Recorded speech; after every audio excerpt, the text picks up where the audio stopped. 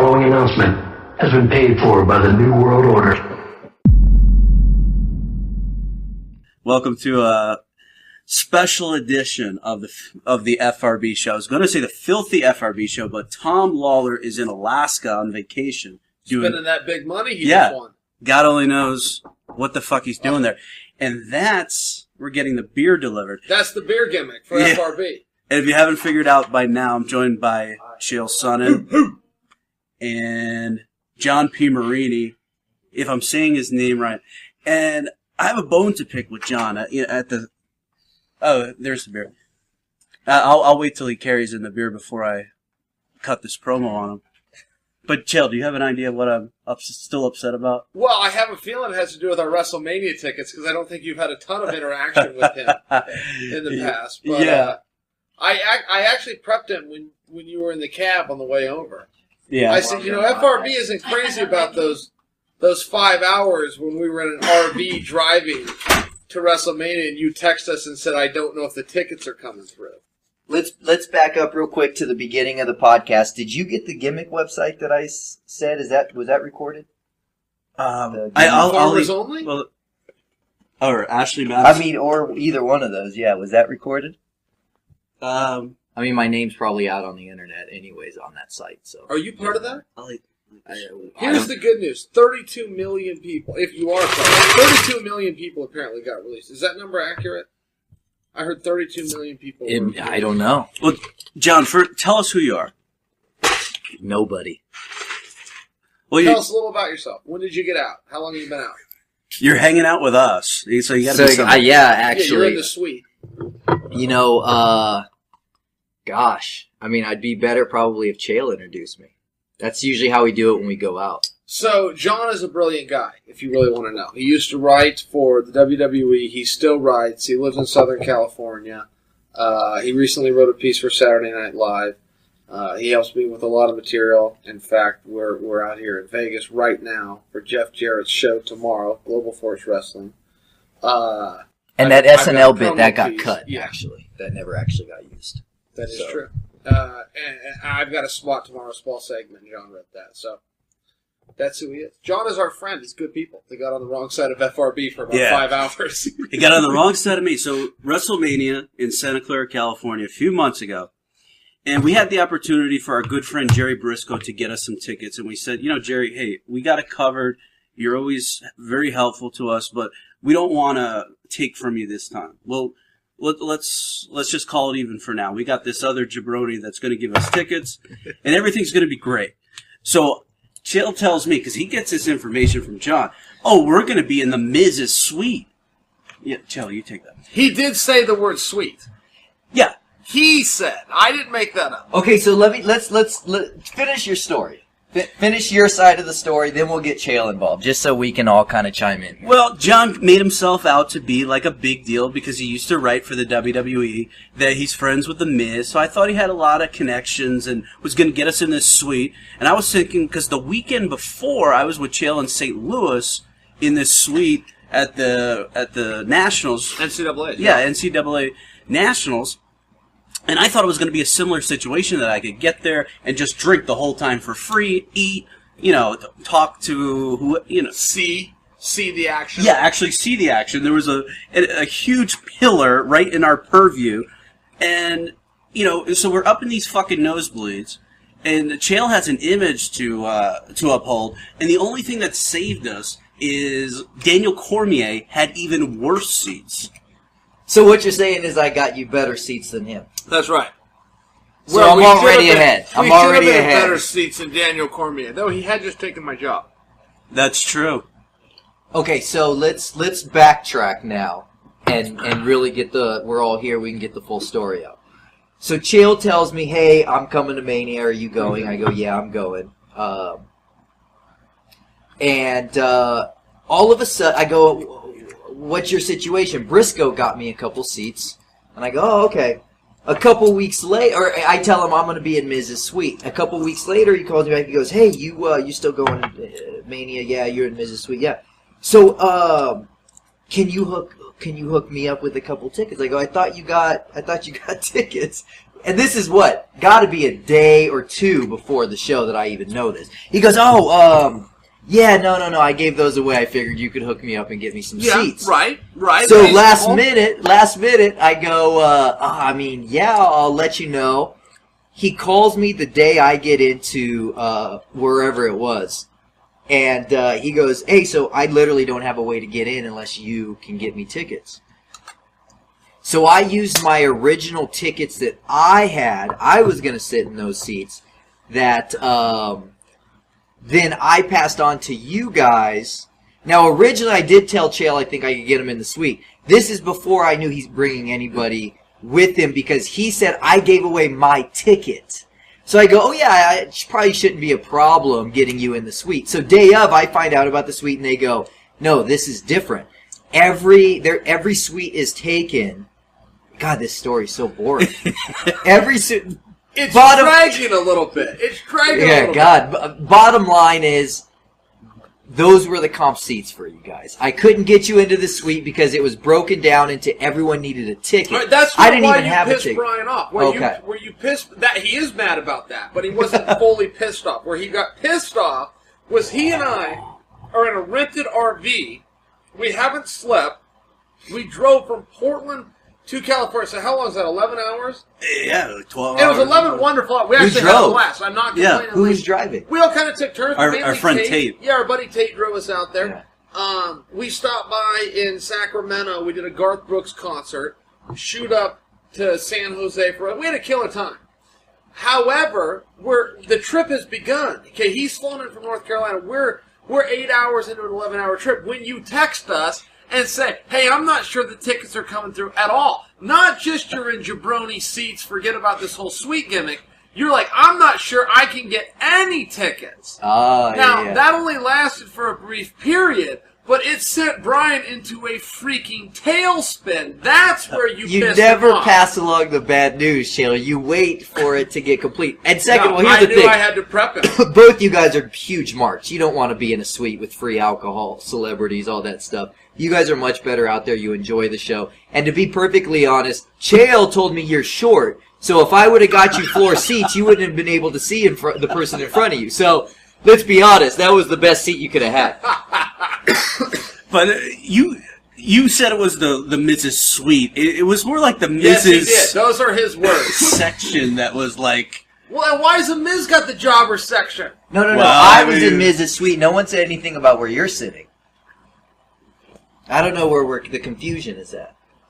I can't argue. It's been too long. I can't argue. I didn't even get my story right. You had a better one than me. Yeah, John could be telling that right. But we were in the nosebleeds. But here, Brian, if I may, there's one other part of the story that so you and I had killer tickets. It was my Christmas. You arranged this with my wife. Right. She got you money. You went out on Christmas and got these tickets. So you and I had these great seats.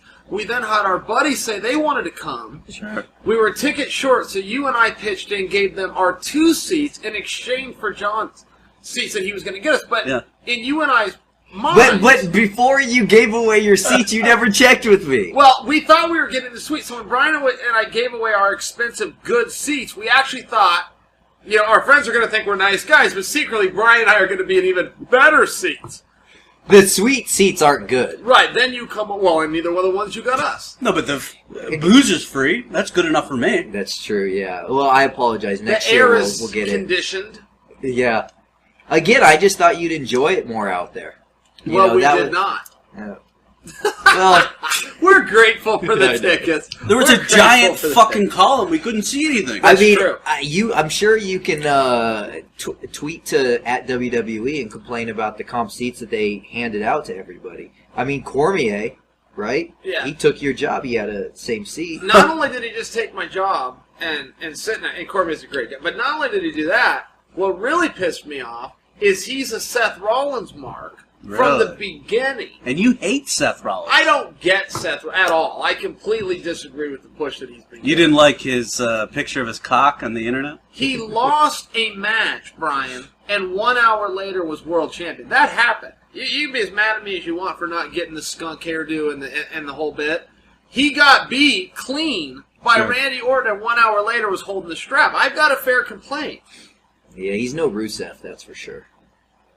They've ruined that guy, huh? Rusev. Ever since they took Lana off him? Yeah, that's a bad story for sure. But No, but Lana's his for shoot girlfriend, correct? yeah, Does she stay with him, or does she blow with the storyline? Because man, that happens a lot. I wouldn't be surprised if this story is someone trying to get in between that for shoot. I read they bought a home together in Nashville. For whatever reason, they live in Yeah, Nashville. they do. They live together. Yeah. Yeah. And they say you never put those types of storylines in a Right. pro wrestling Never. angle. You know, and they always point to Nancy Sullivan and Kevin Sure. Sullivan, which is the most Sure. extreme Look at Goldust. example. Yeah. Yeah, or Goldust, or What's Rena, the Goldust Rena one, Mero, Chael? or Mark Goldust Mero. and that blonde gal, Terry Runnels. Terry. Yeah, they hit Splitsville too. From what story? Yeah, Marlena. Her name was Marlena. Is that what her That name was her was? character. Hey, John, I need another beer. cold beer gimmick. Yeah, I was just on a fucking plane for 6 hours. Wait a minute. What do you know about the Goldust story? There All I is no know- story. Well, they did split, and They it was did part split. of the Yeah. I just because storyline. we were talking about. Jake the Snake Roberts' wife with the Rick Rude angle. It happens all the time. These characters mark out for their own gimmick. It happens all the time. How about Deborah McMichael and Steve McMichael? Sure. Yeah. And Who- then Stone Cold. She Steve has McMichael, not the changed. biggest jobber in the history of Four Horsemen. Who would you Well, say is a Paul- worse Four Paul Horsemen? Roma's worse. Yeah, Paul Roma or Steve McMichael. Honestly, I thought it was Steve McMichael, and I watched wrestling, I watched the Four Horsemen, and I know Paul Roma, and until you just said that, I never knew he was a horseman, so I guess it goes to him. Who Yeah. do you think you can outdrink Ric Flair? FRB. No, I don't live that far from Ric Flair. So I know of his shenanigans. I know of his robe. You hear all the stories like he likes to wear his robe with nothing underneath and in public places and then just flash it. Everybody thinks that's just a big joke. No, that's for real. And because he's Ric Flair, he just never gets in trouble for it. And shouldn't. Yeah, he's got a I free mean, if the robe stays closed, he shouldn't be in trouble. No, I'm saying he will open the robe. Well, then we got problems. That's not great. Have we announced that we're literally all under the covers in this bed in this hotel suite? Like this is like a old school like Playboy channel confessional kind of thing going on. It's kind of cool. You know the it's kind kids of are going to cool. believe that. You know, when I was walking through... yeah, they will. I was walking through the front door here at the Orleans, and I had a flashback of the last time I was here. It was 8 years ago. I saw Why? George Carlin do stand-up Wow. at the theater, and I think within 8 months, George died. He died the weekend Forrest and Rampage fought. I remember seeing it on the internet. For and I the was title? The first time. Or did Yeah, they only Forrest fight won one? won the title. And, man, George Carlin, his material is just legendary, timeless type stuff. Are you a fan, John? Yeah. I couldn't tell you any of his bits off the top of my head, Yeah. but he was great. I mean, he hosted the first SNL, Did which he? was great. The yeah, first the co- ever? I think, yeah, and I think there was a story where he either pitched it or the original concept was he was going to be the all-time host, or he pitched something like that.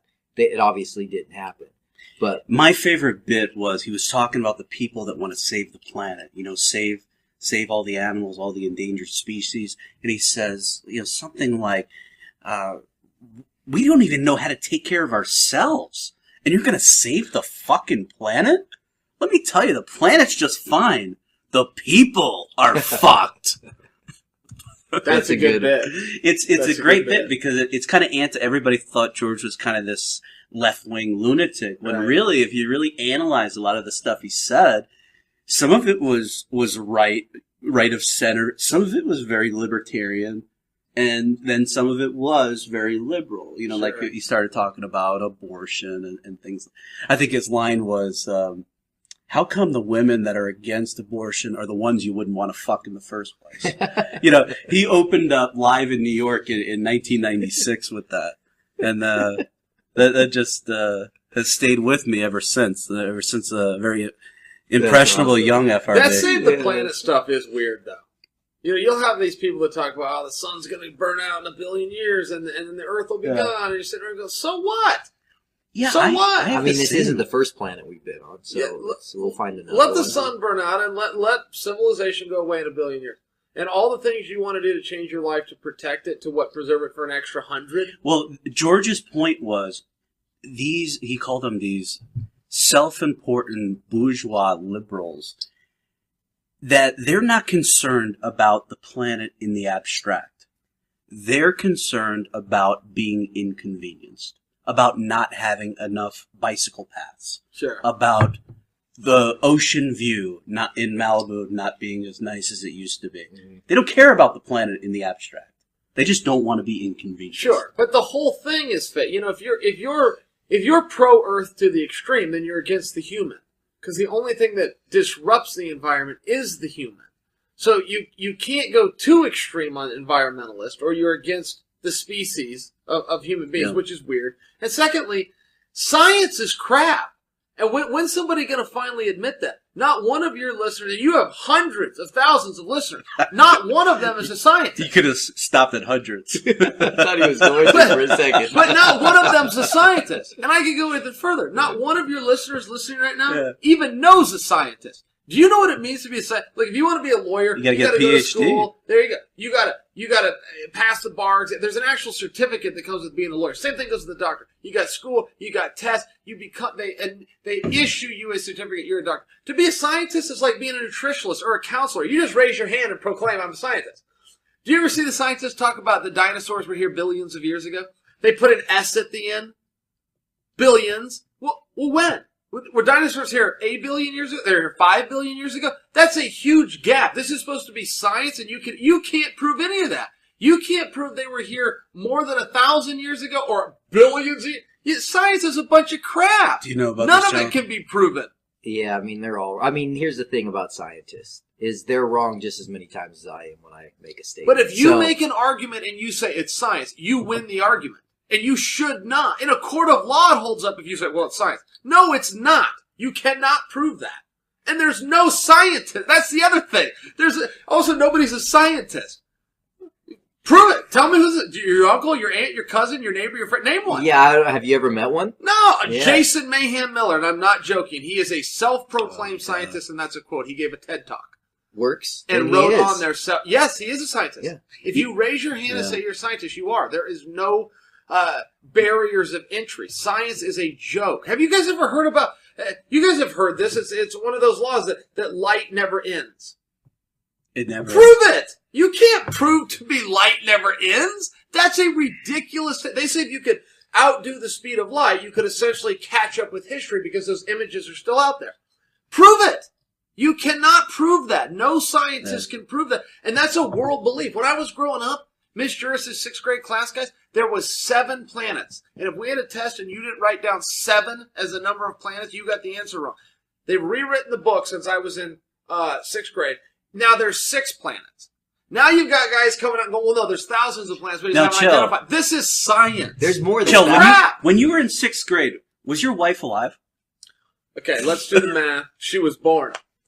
When I was a senior in high school, she was a 1st grader, and that doesn't sound good. Okay, that doesn't sound good. You were a senior in high school, she was a 1st grader? That's right. 12 years. And those 12 years are going to come in handy at some point. What year did she graduate high school? Like 07? Do you know? Yeah, 2007. She graduated high school in 07? That's right. She was born in, what, 89? No, she didn't. Come Yes. on. 07 high school. 07? I have... This, So this shirt she's is 20 older than years 07. That's funny. But, you know... I don't know how old she is. 26? She's born in 89. Whatever the math is. she's 20. I actually Yeah, contacted no, she's her. 26. No, Windsor. Yeah, I mean, my That's a girlfriend's good-looking turning woman. 26. So I actually contacted her today My because I girlfriend wanted thinks- some material to torture him with. And, Did you know, she being give the good some wife. She didn't have anything really good. did she answer the phone upside down?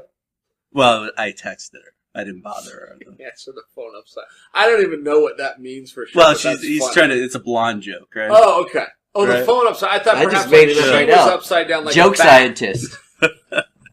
Well, what was my Joke point? scientist. Yeah. Okay, science. so she says, because Dinosaurs, billions of years. this is probably, I think this is the first time I've seen you since Thero was born. Thero Stevens' son. Yes. Your firstborn. Future Olympian. Yeah, 2036. Yes. Olympic Likely a gold medalist. gold medalist. For sure Olympian. Not And if the Russians have anything to say about it. Yes, they will be a problem. So will the Iranians. but his sport's undetermined. Yeah, I don't think Brittany wants him in like football. It's a head trauma. Yeah, that's a real thing. But let me finish the story. Really yeah, go she ahead, sorry. says Who says it's a real thing, though? Tell me who says it's a real Scientists. thing. she says that you do this weird gimmick when you change his diaper. Okay, like you throw him in the shower or in a sink and wash him off instead of like using a wipe. Like I did. What do you? How do you change Thero? Okay, so you wouldn't believe the technology out there for babies right now. I mean, all the way down to the crib will cost you a fortune. And I try to get, I'm like, cribs are no problem. My neighbors got one in their garage. They already offered us. Sure. Well, apparently that's very disrespectful in the eyes of my wife to put your newborn on a used crib.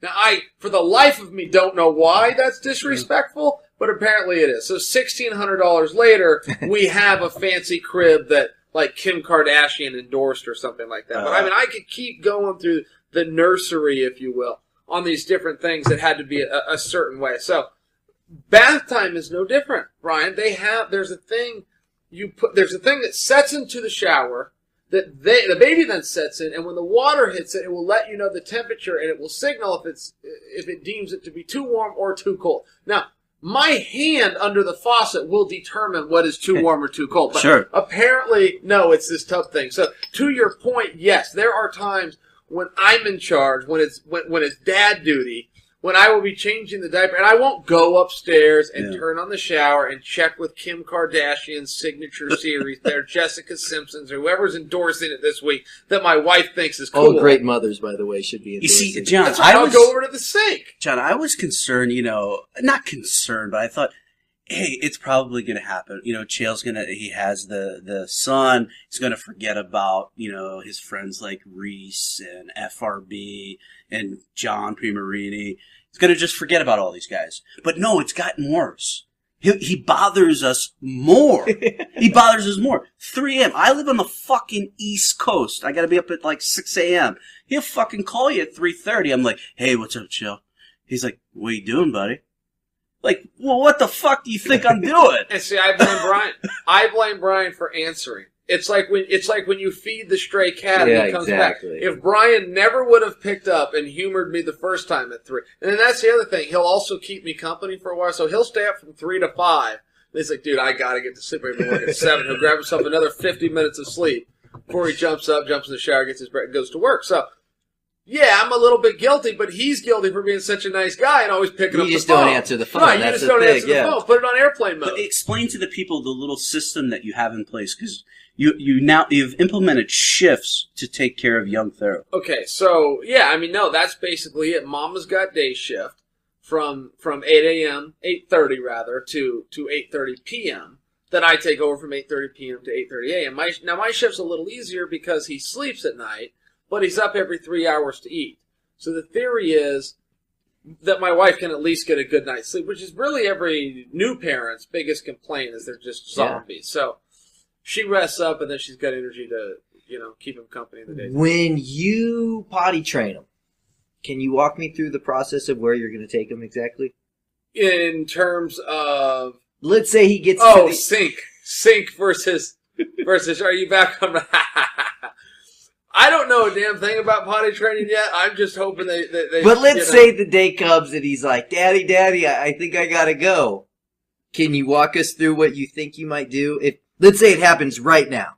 Drop your pants, walk outside, figure it out. That's how we did it. I grew up in the country. That's how it worked.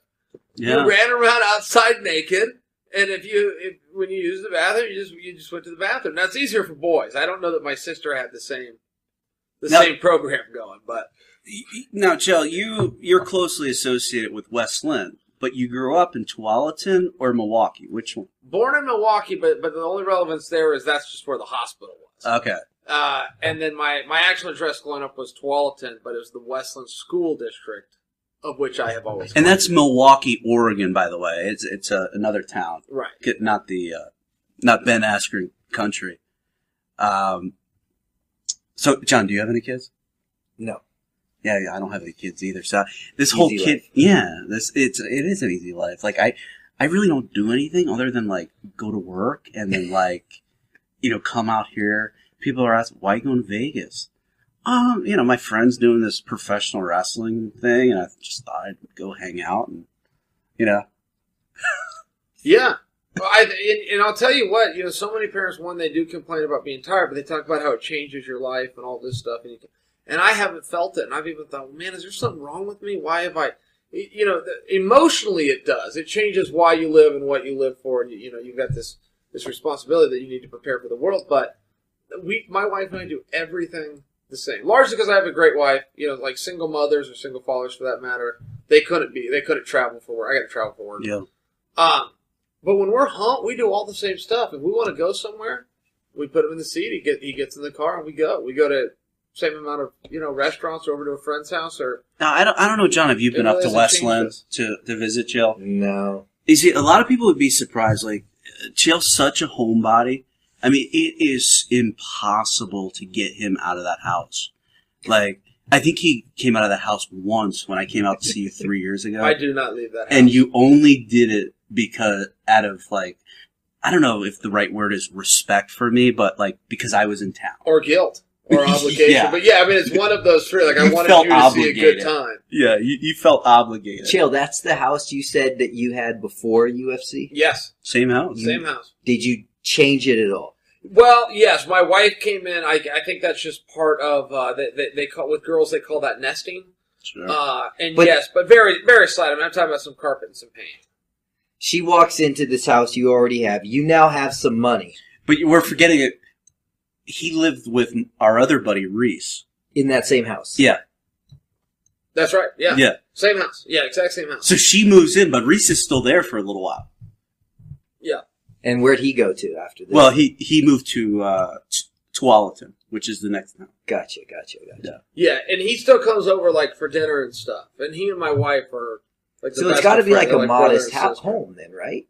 Yeah, I mean, I love it. It's in a very safe neighborhood. It's a real family neighborhood. Like, the kids go outside in the street, and they use the chalk, and they draw four square, and they just play in the streets. The dads walk. You use the street like a park. Yeah. Everyone that lives there knows that, so you drive the streets about 3 miles an hour instead of 25, which I think is legal. And all the kids, like, draw pictures, like, when Chael is going to fight, like...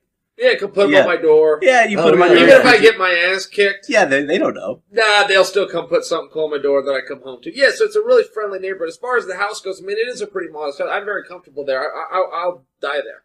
I'm quite sure that I will never move. But I did. It's the same house I had before I was in the UFC. And it's got room for a family then, obviously. Yeah. It's got my son has his own room. He's in a nursery. Yeah. It's got a little office space. It's over 2,000 square feet, right around. Hot tub in the back? Little hot tub in the backyard. Yeah, the backyard's tiny. It's just enough for my dog to run around in. And just barely. Yeah. But there is a hot tub in the back, which is a nice luxury when you're sore and tired. Yeah, I mean, it's pretty amazing because a guy like him who's been on some of the biggest pay-per-views in the history of the business, right? You'd expect him to run out and, I don't know, buy some kind of fancy car. Buy some vacation home. I don't think the guy's bought a fucking thing and like, I mean, you still have that truck? I sold the truck, but I didn't replace it with a new one. This is a truck from 1998. Yeah, I sold. Yeah, that's true. I sold it, but I didn't replace it with a new one. Now Dana gave me a car for the Ultimate Fighter, so I have a car. Right. But no, I've never bought a car. I got You my share wife it? one. Oh, you bought her. Yeah, I got her a car, but I've never bought myself a car. And I never thought of it like that. I've never thought of myself like as a frugal guy, but I guess if you work it through, yeah. Let's talk a little bit. A car, so. Chael, we're on the subject of family here. FRB, it sounds like, is good friends with her. Yeah, oh yeah. I'd like to know, like, when you and her together, just talking, the types of things she says about Brian, of course, the things she says about me, most importantly, but can you break some of that down for us? Yeah, well, to give a history lesson, Brian and I were actually together as friends before I met her. Okay. So our history outdates most. So, I mean, he's literally known her from day one. But I don't know if you're... I feel like you're trying to set me up for a joke, but she has never said... she's never said anything bad. She always wonders what... See, when I go on a trip like this, and you guys come, that's a good thing. That's a good thing. Yeah. You're going to ruin my bad reputation. Exactly. I But, get the she same likes thing. to know that we're in Las Vegas right now. There's all sorts of stuff goes on in Vegas. There's plenty of things to do for entertainment or distract oneself. We're sitting in a hotel room, and yeah, we're in a suite, and it's pretty fancy, and we got some good spread up here as far as food goes. But we're sitting around doing a podcast, right? I mean, the guy's whereabouts could weigh on somebody's mind. Well, she knows this is documented, so I think if anything, she should be quite happy with you guys. That was actually not a setup to a joke. I was literally just curious what she says about me. She hates you. Okay. What kind of answer do I? Even if she, I don't feel that I could be honest in this case. If it was negative, now in this case, it happens to be positive. But now your wife, I mean, I was very proud of her. She cut an incredible promo on Crosby, on Douglas Crosby. Oh, wow, the judging genius. Oh God. And I'm definitely not going to go into the details of it, but I was like, because she's a young girl, I just didn't think she had it in her. But man, she bowed up, and fucking Douglas was in tears. He texted me like, "Brittany told me off," and that was before Douglas fired me. And he doesn't talk to me anymore. Have you not spoke to him?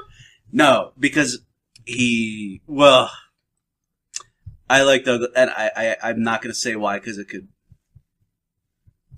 jeopardize some things for him. So he asked me to do something, and I didn't want to do it. I asked him about that yesterday. What'd he say? He said that is not what happened. Now, I know that it is what happened. I can show you the text. I saw the text message, but he's like, that's not what happened. And I just let it go. I was like, okay. Didn't he just judge a fight? You know Douglas? Only through Chael, and I do know that he recently judged a fight that, I don't remember the fight, but it was such a weird... It was Michael Johnson versus Deluge. He totally fucked it up. Now, whenever he gets in trouble, I've only missed like 3 or 4 to 5 at the most UFCs in my life. And I think they've had about 200 when you count the fight nights and everything. In my existence on this planet, I'm a huge fan. I missed this one. So I didn't get to see the Johnson fight. But I will tell you, in Douglas's defense, and I did read the things, and I heard it was bad. I heard it was very clear. It was a bad call. In his defense, the stats were real, like mirror image. But every time he gets in the hot seat for making a bad call, it's a split decision, and one other judge agrees with him. See, that's the problem, is he always ends up the bad guy, but he has another trained, expert, professional judge that agrees with him. 2 of the 3, see... You know what I'm saying? That's what a split decision is. So the odd man out is allegedly the one that got it right. Interesting, yeah. But Douglas ends up in trouble. I don't even know who the other judge was. I don't know who either of the other judges were. But Douglas's name ends up in the media. I think it was Sal Diamato. Was it Sal? And who's a very good judge. Is he a boxing judge? I think so. A lot of them do both. I have a question, and you could even chime in with this, FRB. When the McGregor fight happened, and I remember, I think I was talking to you here last time we were in Vegas about it. And, you get these people, these new fans that come in, and the hype is around Conor. And Conor wins, and people immediately go, oh, I don't know, that looked staged, or, Right. Chael, being a man on the inside, and FRB knowing how it works on the inside, is it possible that not just that fight, but you could fix a fight? And I'm not talking about Chael and Anderson going in there. I'm talking about Dana, the judges, the referees. Is there a way to fix a fight? There is a way to fix a fight. Now, you could never keep it a secret. I mean, we're doing absolute conspiracy here. Could you do it? Yeah. Yes, you could. Yes, you could, and it's happened in boxing. This is in a million years, Dana White would not touch something like, because he doesn't care who wins. So many people get that wrong. Go, oh, Dana's protected, but Dana will make the same amount of money off Conor, and if he doesn't, he'll find somebody else. And so many people throughout the history of the UFC have thought, oh, it's over. Tito just walked away, or Randy just retired, or Anderson just popped, or John just what? Numbers are going up, and Dana will replace them. The same thing happened to Vince.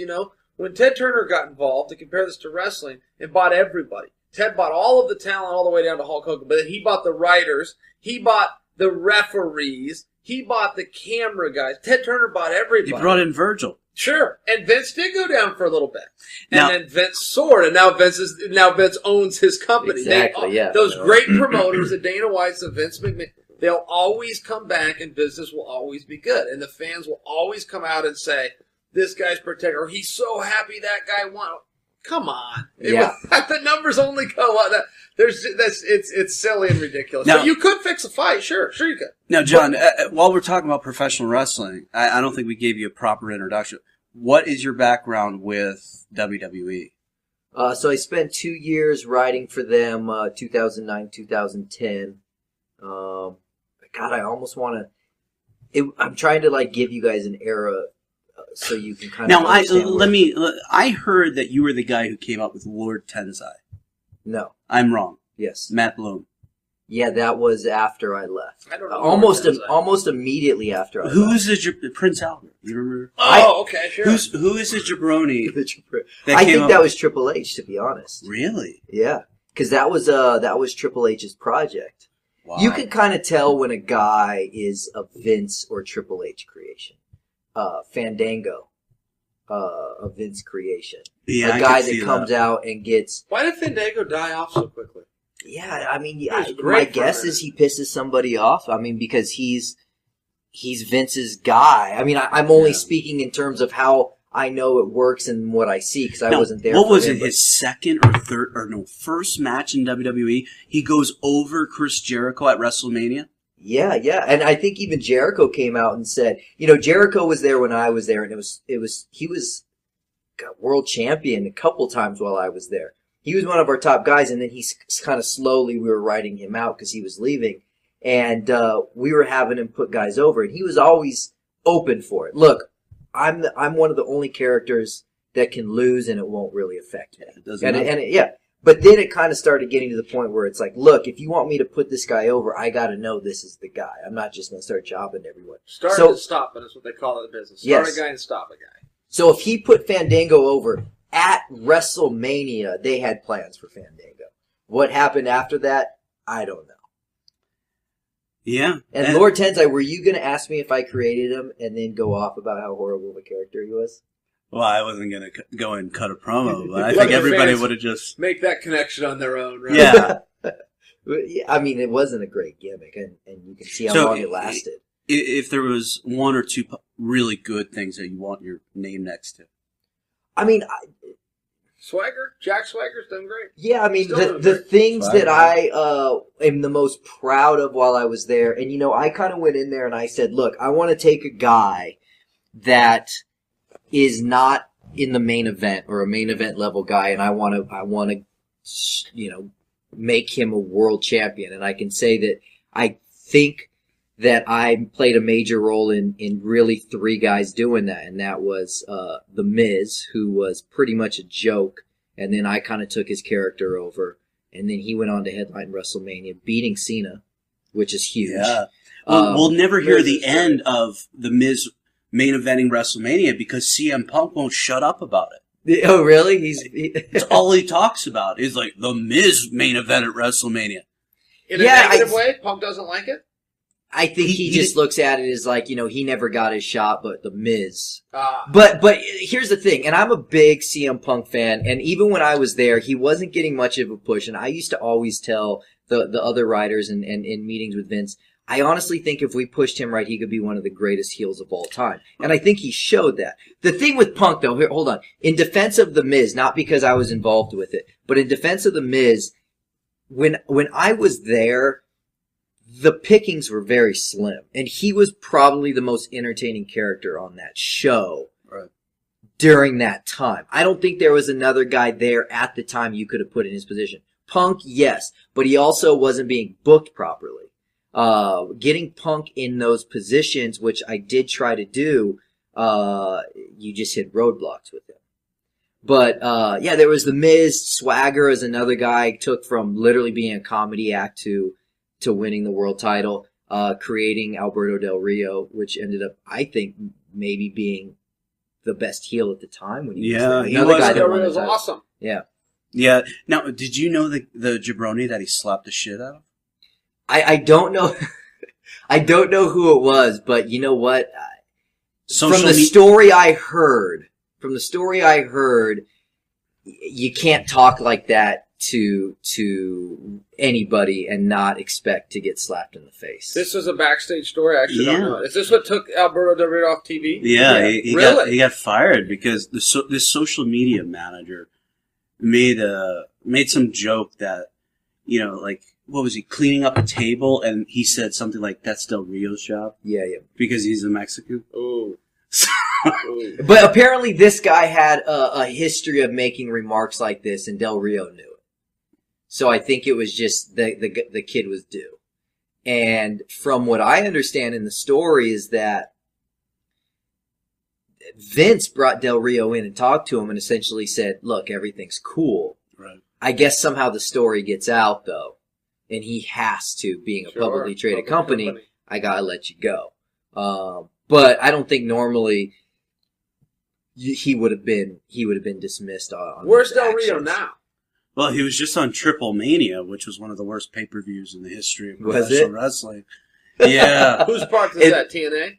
No, that's AAA. Mexico. Oh. And I okay. think he It's does a Lucha show. Underground too, Does Lucha Underground. which is a good show. It's a really good show, really expensive to produce. I don't know if they're going to be able to come back for a second season. Why is that?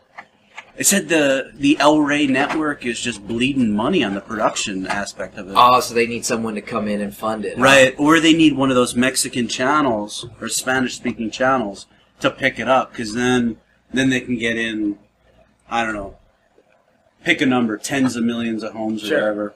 Sure. Yeah, he was talented. Del Rio was good, and so was his manager at the time that would come out. Oh, They had a yeah. hot spot there. Ricardo Rodriguez. Yeah. Yeah, he was a worker. We Ricardo brought in Rodriguez. guys. We brought in a bunch of guys to audition for that spot. He was actually a worker, though.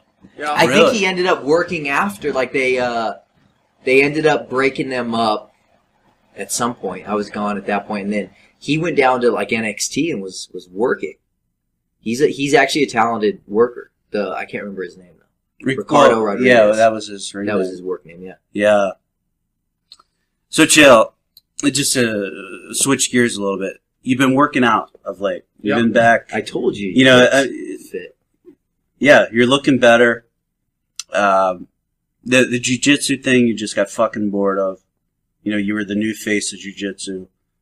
You got fucking bored of it. Is that inaccurate? There just wasn't enough opportunity with jiu-jitsu. I think that's the whole problem with. I don't know that jiu-jitsu has a big problem, but I think that I would like to see. I'll word it this way: I would like to see more competitions that guys can enter. You know, these jiu-jitsu gyms are packed. Jiu-jitsu is like the CrossFit of martial arts, if you will. You can make a good business on jiu-jitsu of all ages, kids all the way up to the adults like me. But there's nowhere for us to compete. You got some opportunity with Metamoris, which is awesome. You have Abu Dhabi, which is incredible, but it's only once every 2 Yeah. years. You know, it's Well, let's tough set to find matches. Let's set the record straight about Metamoris, because I've been very vocal about Metamoris.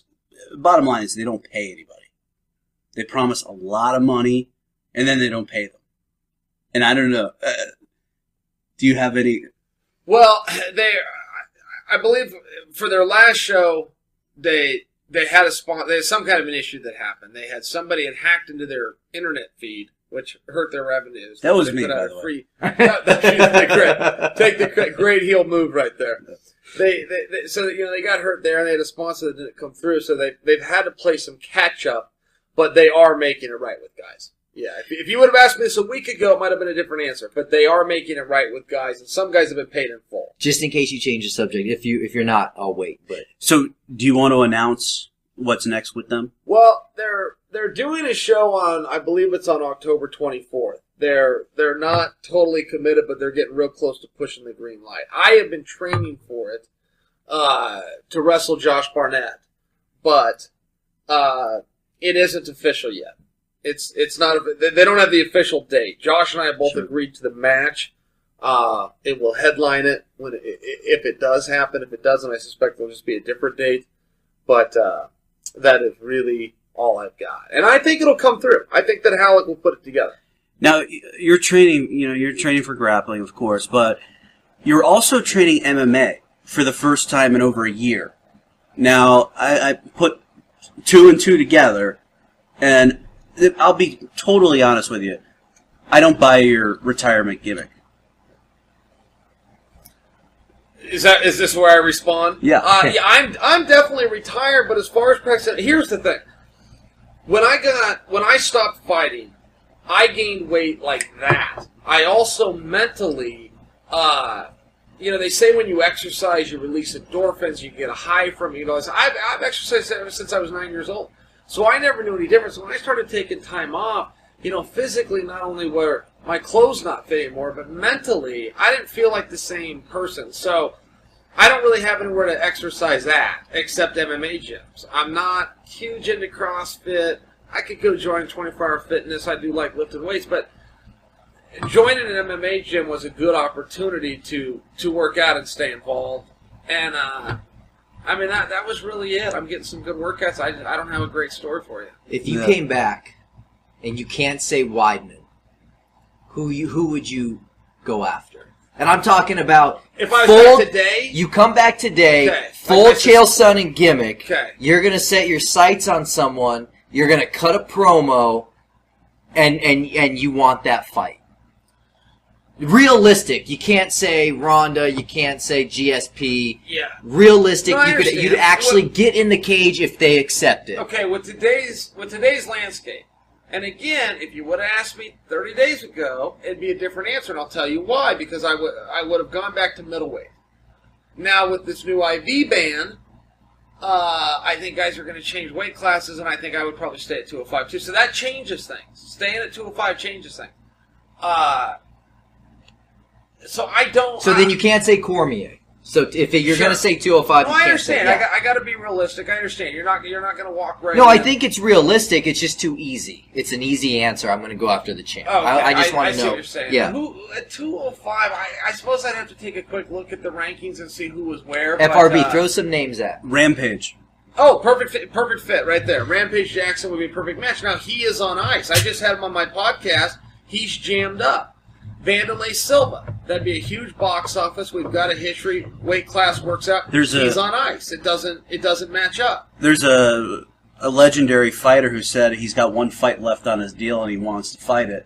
Rich Franklin. Yes. You called him out for 6 years and he never said a word about you. That's right. And see, Rich Franklin would make some sense too. Rich Franklin is one of the few guys who Not in for his him. career multiple times. Say that again. Won't make sense for him. Well, thank you. A few times in his career, he's got to fight what's called a catch weight, 195 pounds, which Yeah, he did that quite a bit. I've always had a fantasy that The would be a Franklin 195-pound weight. weight class, right? So, Rich Franklin would actually make a lot of sense. That escaped my mind, but you're right. I saw that same interview. I visited with him on my podcast. He told me that too, that he's got one fight left. But there's a few guys. I guess I would just need a little time to think. Well, how because about, here's my problem, John, with how about Little is Nog? what weight class. Or both Nogs in the same night. Fuck them. Yeah, Nog isn't a bad answer. He just had his whatever shit. But you're gonna go up and down in that sport. I've always wanted to fight Glover. I've met Glover. He couldn't be a nicer guy, so cutting a promo on him wouldn't be that hard. But I remember when the hype bandwagon was coming through, I'm going. You thought I could beat this guy. Wait just a second. Yeah. Wait, hold on just a second here. So, I don't know. But that's not my attempt to get something going with Glover either. I'm just trying to think of guys off the top of my head here. Before you move on to, and this is just me asking because I'm curious, why is it that Josh Barnett seems to be like the Brock Lesnar of jiu-jitsu? Yeah, just rolling through guys. Don't insult Brock. Are you shitting I'm just me? curious Brian whether and Josh have heat, by the way. Okay, whether you like him or not, we'll leave FRB out of this. What's so interesting is I admire this guy. I like him. I'm a fan of Yeah, his. he's good. But I said some shit a year ago about Metamoros, and I guess Halleck or his cousin said go after this guy, try to embarrass him. And he cut promos on it. Sure. He was a little more sensitive than I thought. And one I of the world's baddest dudes would be. But I had to bark back. Sure. I can't lay down. No, you got an ego. No, that's too. good. But my question is, he's not. I mean, he's a wrestler. He's cut from the same cloth as you. No, he's not. Is he not? How many Division I scholarships was he offered? I don't know. How many times what is All-American? his background? How many times I just freestyle? always saw him as a wrestler. Nothing. That's Ryan is right. Josh wasn't given opportunities post high school, but he was a high school wrestler, and then went into this. But that's where he came from, right? He the wrestled. best, He said, "I'm going to go into MMA." Yeah. My question is, how is he such a? I mean, he's over here beating. Who did he just beat in the last one? Well, that guy Dean Lister, but that was fake. yeah, but- Well, he it was a beat fake Gracie fight. after that. He beat it Gracie. was the brother. Yeah, he's 182 pounds. Okay. It wasn't Henner. It wasn't Henner. It was Henner's his brother. Henner's brother. But point being, he shouldn't be this dominant. It is surprising how dominant he is. Is it the size, though? Largely, however, most big guys aren't real slick. They're kind of slower and they get fatigued. He's slick and he doesn't fatigue. It's very bizarre for a big guy. So, jiu-jitsu's always brag that we don't care about weights, we don't care about weights. Well, the reality is, in that form of grappling, the smaller guy has the advantage because he's a little quicker. He can get to positions faster. He can match that. Josh is the only guy that he can go on his back, on his feet. He can find submissions all over. He's really unique. Is For Josh size. take out going into an octagon? Because it's a different fight. Is he the baddest man on the planet? Josh is one of the greatest MMA fighters of all time. Now, generally when you talk about a heavyweight, because that's the easiest weight class there is, right? Generally when you talk about a heavyweight, you will say he is one of the greatest heavyweight fighters of all time. You'll classify Yeah. it. In Josh Barnett's case, and Brian, you tell me if you disagree. He's my next opponent, and you got a beef going with him. So I think if you and I are complimenting him, I think it adds to the fact that this is a shoot. But if you look at what he's done and when he did it, he tapped out Dan Severn back when that mattered. He was 19 years old. He was a 19-year-old boy. He went over to Hawaii and tapped out Dan Severn, the UFC champion, with an arm lock. So Josh Barnett did all the stuff in Pride. He was the UFC champion, never lost his title in the UFC. He left his title. He never dropped that belt. Well, he didn't exactly with a leave loss. it. What happened? Did he get jammed up? He's gotten popped 3 times. I mean, That wasn't back then, though, did he? with the UFC? Yeah. Yeah, he against Randy, right? I don't know. He beat I didn't Randy, remember and then that happened. his next fight was a New Japan MMA. New Japan's a wrestling promotion. But yeah, I mean, I'm not naive enough to say, everybody was clean.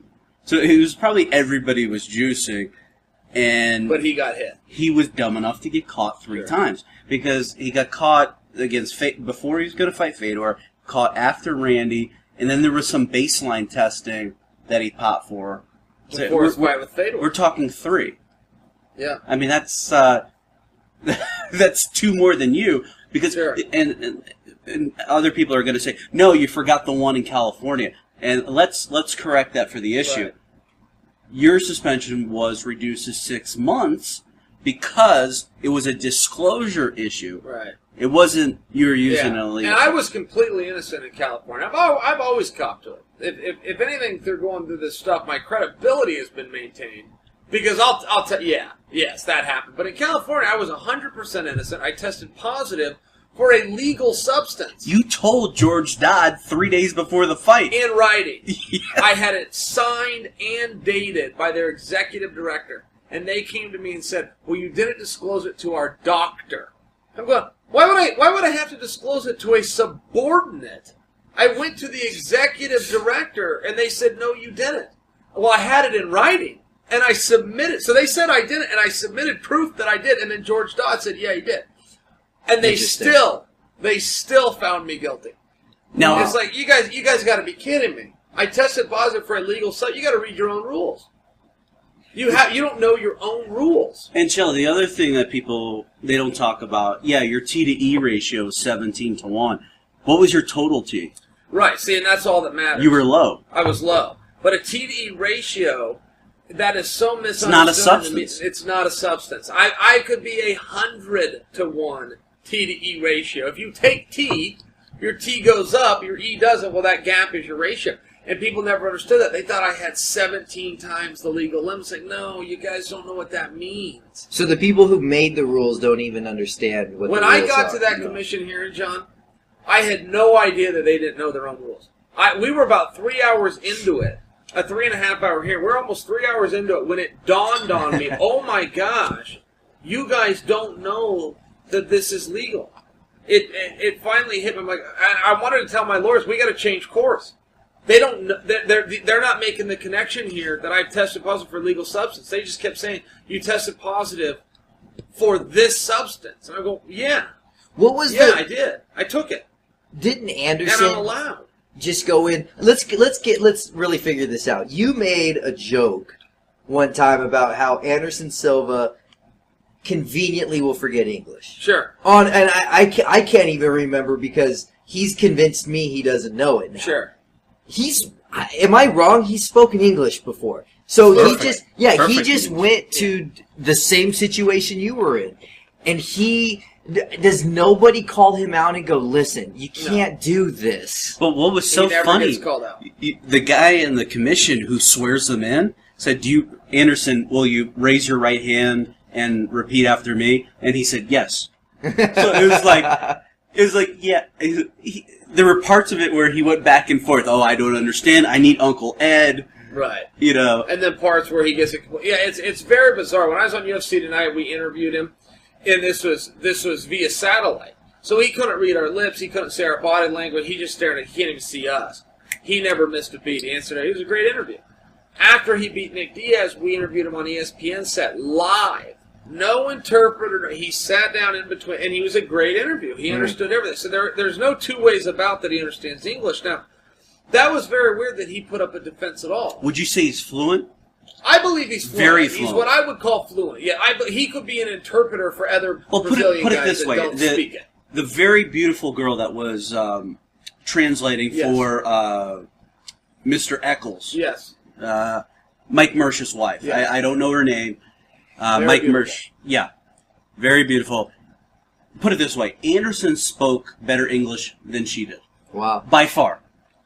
Who was playing that music? Wasn't there some weird music? There was some fan, you know. So you could have walked into that hearing. You personally. No, they had the conference call number. Somebody leaked the conference call number. Oh, so a caller called in and played like music with sexual. Yeah. Like Salt like and Pepper. someone would play like I let's did talk not know about that. sex during his I did not know erectile dysfunction. It was great. Yeah. I didn't hear it, but I think you were tweeting. about Another it or one was something, like yeah. me so horny. Yeah, it was But great. why he would put up a defense? Either these tests are pass-fail. It's either in your substance or it's in your system or it's not. The end. Yeah. And so many guys that get in this jam want to explain why. And it's always this silly need of, I didn't know. It's like, it's just stop everything. And If that you part took of the it, you story took it, never take comes your- out. Right, just Yeah. take your suspension and walk out. Yeah. He talked himself into a year suspension. I think they were going to give him 9 months if he just said yes. A year from that day, No, a year from January 31st. so he's almost done. He's almost done. Yeah. He walks out of there and he just about goes into training. Speaking of Anderson Silva, how did your nephew finish in the Little League game? Thank you for asking. They won 2 games, and then they actually got pitted against Oregon. Now, he lives in Washington. Our state's touch. He's about 30 miles from Is my this house, Corey's but it puts kid? him in a different state. Brittany's brother's son. The one that I met? Or Yes. So it would be Ryan's son, Carter. Oh. At any rate, starting pitcher, playing for the Little League World Series. They won 2 games. It was on ESPN. It's a big deal. So they won 2 games, and they got pitted against Oregon. Their neighbors, right? They go to the Nationals. They got to play their touching state, and Oregon beat them. And you want to know how they beat them? Carter's team, my nephew's team, was about to win the game. They were about to win the whole thing. 9th inning, the third base coach touched one of the athletes. There's some rule that can't happen. So as the athlete's going into home to score, Touch. yeah, which would have it would have tied the game 8-8, but they had another batter on base, another runner on base. He touched him. Violation, strike, out, game over. They lost 8-7. Quickly, is Jeff Jarrett no-showing this podcast? Just curious. He was saying he was going to come up here and then. Text him and text Karen. I got some questions for Karen Well, because wait, you asked Jarrett by tweet. He didn't say yes, did he? apparently Karen. I have a friend of mine who was at some party in Nashville after the UFC fights, and Karen was having a good time. Yes. I was just going to ask her about it. They went. The Jarretts went to the UFC. He's never Very seen the UFC, way, including on television. Yeah. Just never watched the UFC. They Your came to legend is Nashville, that and big he that went live. you transcend MMA. He loved it. He had a great time. But yes, he is such a pro wrestler. Eat, breathe, Tell sleep the it. story. He was sitting behind two legends of the sport, and he texted you and said, "Hey, who are these guys?" He sent me a text. Who are these guys? And it was Robbie Lawlor and Matt Hughes. And that's not a knock on them at all. It's just it's a straight up genuine fact that he does not follow MMA. Now that's unique because MMA fans are all wrestling fans, but all wrestling fans are not MMA fans. Exactly. It doesn't go. Yeah, it doesn't reciprocate. I don't think that there's. I mean, if you were to put all the wrestling fans in a room, majority of them would not be MMA fans. You'd be surprised. Yeah. Although it's weird. The WrestleMania that you fucked up. Yeah. When we were there, he got. I've been with Chael. At a lot of events, and he was noticed more there than at some MMA events. Oh, I interesting. mean, everybody was Chael, even if they didn't want to pick, they was chanting his name. And It was weird when I came out to give you guys the tickets. You guys were just standing all by yourselves, and everyone was walking by. Remember, I was talking to you about it? I was like, no one knew who you were. Are you Like, no, I trying to- swear to God, 2 minutes before you got here, there was a group of people around me. Yeah. they're It's always a little hit or miss. That is true. There actually was. I know no one's going to believe that, but there was a guy that was dressed up like Shane Helms. Okay, Hurricane Helms. Yeah. Who is a big time MMA fan. I was talking to him on my podcast, and he was talking with Tom Lawlor, and he knew fights that Tom did that I didn't even fucking know. Helms. Yeah. He is a fan. He tweets. He's a pretty cool producer for TNA, which. Why is it? What's that popping? Did you this stuff? stuff. Your bubble wrap that you're going to need to put this microphone. Oh, I'm sorry. I thought you were gimmicking. To get It's the home. ADD. No, Helms before that was what? FRB, let me ask you a question. Let's turn the table on you. Sure. You don't have to give any names. Right. But it's like I'm always fascinated with like the guys like Meltzer and Wade Keller and how these guys get their information. Yeah. And off record I've asked them, hey, and they never reveal their sources. I don't need sources. But I do want to know from someone who is not working in the industry, how do you become so informed? Tell me as much as you're willing to say. Well, I guess because I have a little bit of an audience on Twitter. People in MMA put a lot of emphasis on Twitter. So they're like, oh, this guy's got however many followers. He's got some influence. Maybe I want to be on his good side. So I'll give him some information here and there just to keep him happy. Okay. I don't know. I'm just theorizing that might be the reason they think that. I don't know. What do you think, Chael? Well, no, I think that's right, and it's Brian will also crucify somebody if they burn him or they're rude to him in person. So people have extra motivation to stay on his good side, and people give him a lot of information. I mean, that's just a reality. Let me ask you he's this. going to get it anyway. You might as well be the one to give it to him and keep him happy. He's going to get it. So you don't reach out, or do you? Let's say a story breaks. Let's say you don't know Chael and you hear Chael gets popped or something. Would you go out and say, I need to pursue this story? Or would the story come to you? Hey, did you hear the story, Chael? Blah, blah, blah, this and that. And then you decide what you're going to do with that information. Well, that's a tough question because it depends. Yeah. It depends because I don't play this fake. I'm impartial guy, a journalist. I'm not a journalist, and I'm certainly not impartial. I have my friends in this industry, and they'll be my friends for a long fucking time because I'm not burning anybody that I broke bread with and built up some sort of relationship with. It's just, not something I'm going to do. Yeah. So are you the type of guy, like tomorrow when we're at Global Force, Right. every time you're around, am I going to look at you and you're just going to be working your phone because you always got something going? Well, no, it's not even so much that I have something going. It's a really bad habit. You know? So you might be on your phone, but you might just be checking Twitter or looking at scores or something. It's a really bad habit. I've had people say, "What's wrong with you? Why are you doing that?" I'm like, "I'm sorry. It's nothing you were saying. It's Right. like what." Yeah. No, it's interesting. I was curious how that world. But I mean, to answer your question, there are some stories that will come to you, and then there are some stories that you have to uncover, and you kind of have to kind of take a look at who's bringing them to you, and what could be their motivation to wanting to bring that to me, because I'm known not to have much of a filter. So they'll say, "Oh, he'll just run with anything," and that's not the case. I'm not to say that I'm perfect, that I have a flawless track record, but pretty fucking close. Very close. Well, I mean, just being in the wrestling industry, there's things that we have planned that last minute get changed. So let's say I'm the one feeding you information. Sure. I could be giving you legit information.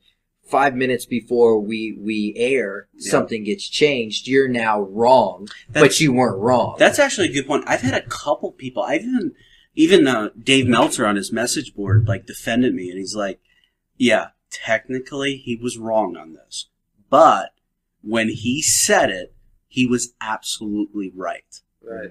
So I know they say, "Well, it's better to be right. That's the only thing that matters." Well, you know what? If I waited until everything was out, nobody's talking about me. That's my gimmick to get this out there. Sure. And I have to weigh the pros and cons of the integrity of the information. And if I think it's legit, it's going out on Twitter. Sure. You just got credited for announcing Bisping's next fight, right? Yeah, versus Whitaker. Explain why, and I'm a Bisping fan, so I don't mean this in a bad way. Why is it that Bisping continuously fights these guys that either we don't know who they are or they do nothing for him? I mean, honestly, dude, people thought I was joking. I had to Google this Whitaker guy because, the person that I was talking to who had knowledge of this event, because I also broke the main event, I was like, Bisping's fighting who? Because Bisping's talking about, he's talking about he wants a title fight, he wants Henderson. And that's the hype around every victory he has. Well, can he now ascend to the title? But he fights backwards, it seems like. But I'll tell you, Bisping is a really good worker. And I've had one of the best. Yeah, one of the best workers. I've also had the opportunity to talk a little bit with his dad. His dad's like his biggest fan. He's at all the events, and he's as big a fan as I am. Just about didn't know that. About the whole industry. His name is Jan, and hell of a nice guy. And he basically spelled it out. Michael is not, from what I could tell, not a pro wrestling guy, but everything his dad was saying, 100% pro wrestling. So he's pro wrestling without knowing he's pro wrestling. He's like one of those guys that almost finds his way into pro wrestling, and he probably would have if there was an MMA. Yeah. Last time I saw him was when you fought Jones in Newark. Yeah. Yeah, he fought that night. Yeah, against Belcher. Yeah, that's right. But being an insider, though, FRB, why do you think these fights get booked for him? You don't see any other top star booked the way Bisping is booked.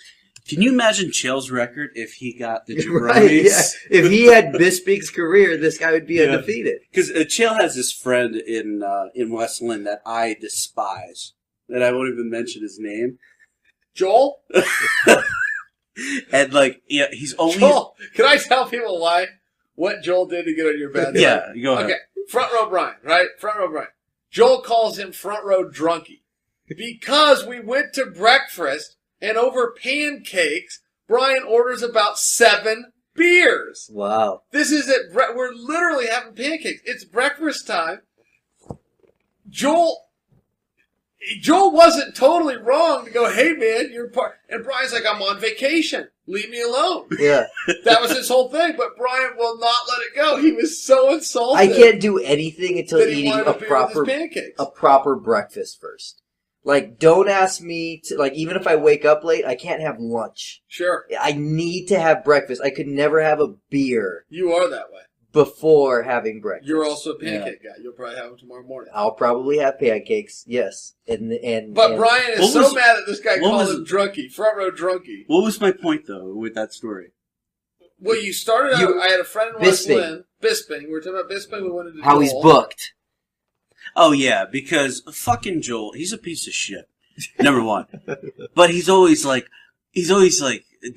Chael's record in the UFC. Oh, he's 7-6. Whatever the fuck his record is. But you I'm still just like- never lost a fight. Yeah, undefeated. Let's be honest. Anyone who undefeated, ever says undisputed. that you lost a fight has never been in one. Tell me what you mean. Because I felt like I lost a couple of them. Tell me what, Well, tell me the what you triangle. mean. The triangle is a refuge That's of cowards. garbage. That's refugee. That lost a round. I really didn't know that rule. You could use that fight as an example. Sure. Okay, so I couldn't say it any different than you said in the press conference. You beat him up for 22 and a half 22 and a half minutes. 22 and a half minutes. He wraps his legs around you. You And they get call him the uncomfortable. winner. You get uncomfortable and you go, you don't tap out, but you essentially tell the referee, okay, let's stop right here and go to the judges' cards. Like, I think I got enough of an advantage. We're good Yeah. here. Give him a 10-7. He still wins. Yeah. Give him this round. That's fine. You Right. said let's end it. And it was beneficial to him, the way the fight was going. Right. It was beneficial to end it right there. We go to the cards. Crosby must have been on there. But that's what I'm talking about.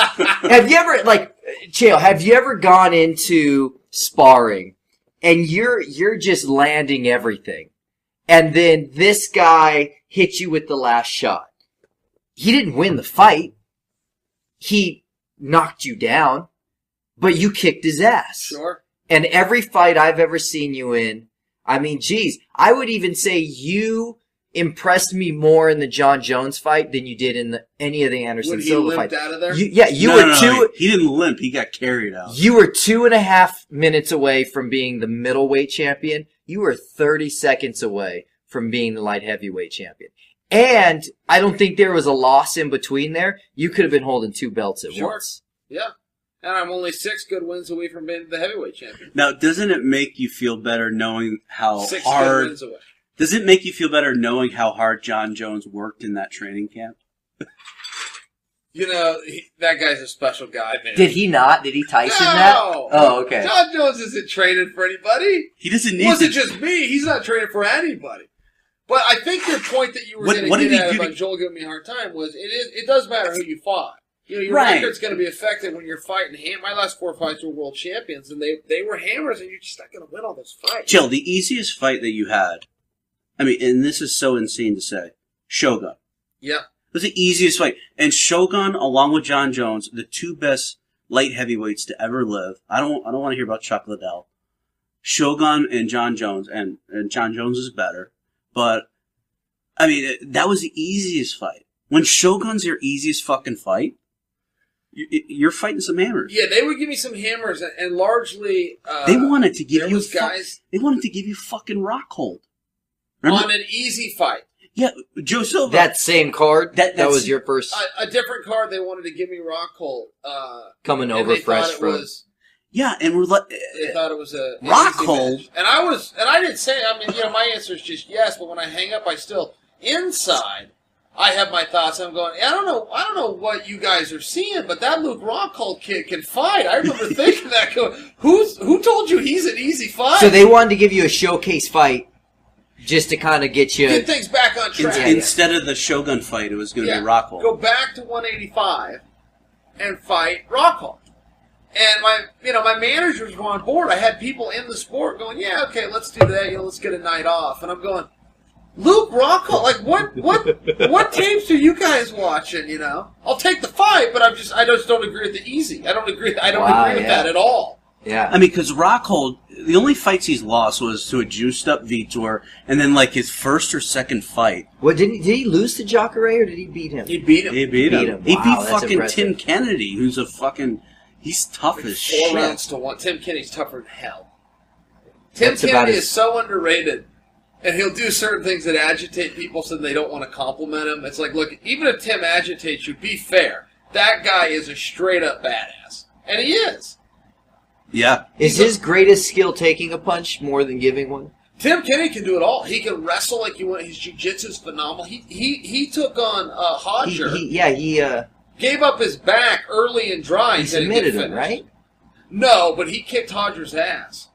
Yeah. He kicked Hodger But Grace's ass. man, I thought Everywhere. you sure he didn't submit him? Oh, well, 500% sure. Yeah. Tim Kennedy submit Hodger Gracie? I think he did. No. This is in UFC, right? Yeah. I'm gonna look it up. Yeah, go ahead, but you're wrong. Yeah, nobody submitted Hodger. Because he including impressed me grappling. somehow with jiu-jitsu in that fight. Well, that's what I'm saying. Hodger took his back. Tim took him down. It largely did take place on the ground. Tim landed some big leg kicks, and other than that, he just took him down and beat him up. In Hodger's world, now there was no gi. It was totally his world, but yeah, no, there was. He definitely did not finish him. Wasn't that like? Was it? Who were we just talking about? Who was his opponent? Joel? Jacare? Yeah, piece of shit. Well, no, we'll go back to him. No, Tim Kennedy. So we were just talking Luke about. Rockhold. No. Tim Kennedy, the guy we just were talking about Right. submitting. Hodger Gracie? Yeah. Well, he was kind of one and done in UFC, wasn't he? He was one and done. Yeah. He had that fight, and they let him go because They he was brought him over from Strikeforce. Yeah, but the contract was too Huge much. money. Huge money. Yeah. They're like, we can't do that. So then I think he went to ONE FC and then just said, the hell with this. I don't Yeah. want to do MMA Straight anymore. jiu-jitsu now. Wants to make a lot of money. I mean, are there any Gracies? I mean, I think the last Gracie who could actually fight was Henzo.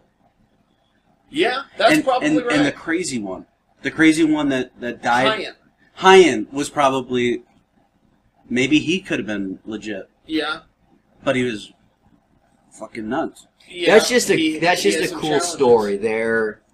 Their story of coming to Los Angeles from Brazil and having those fights out of the garage. I think that's just a cool Dojo story. storming. Yeah. Yeah. I mean, that's sort of a legendary story that not enough people know about. Like, literally, they had to get jiu-jitsu on the map, and they basically said, let's test it against anybody. And if you want to fight, come to the garage. Right. People would bring their crew, and they'd kick everybody's ass. It's really cool.